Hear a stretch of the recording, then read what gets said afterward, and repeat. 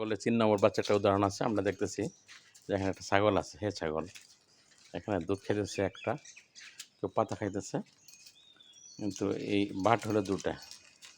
এই যে তার ছাগলের বাচ্চা, তো অনেক সময় এই রাজনীতির ক্ষেত্রে মানে অনেক দল, আমি নাম না বলি, এরা ছাগলের 3 নম্বর বাচ্চা।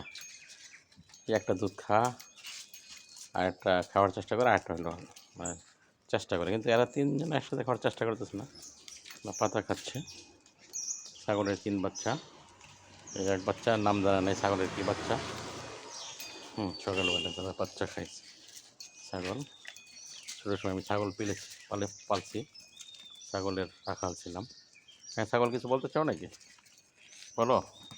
সেটা আমাকে আক্রমণ করতে চাচ্ছে। এই যে আমাদের যে সরকার পরিচালনা হচ্ছে, কেউ ছাগলের 3 নম্বর বাচ্চাও আছে।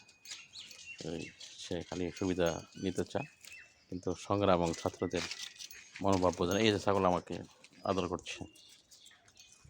এই ছাগল, তোমরা ছাগলামি বাদ দিয়ে মানুষ হওয়া তো সম্ভব না, মনোযোগ দেখাইছে। ছাগল কিন্তু হালাল হারাম তমিজ করে না, সব খা। দুর্নীতিবাজরা এরকম হালাল হারাম তমিজ করে না, সব খা। মা হইল ধৈর্যশীল, সে দুধ দেয়, সে দুধ দিচ্ছে।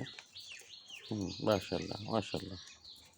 দুধ খাইতে চা খায় না। এই যে যারা এই ক্ষমতার বাগাবাগি চা কিন্তু পায় না, দুধ ক্ষমতার দুধ পায় না, এরপরও চেষ্টা করে, যে দেখেন চেষ্টা করতেছে। বাহ বাহ বাহ, দুর্দান্ত দুর্দান্ত দুর্দান্ত।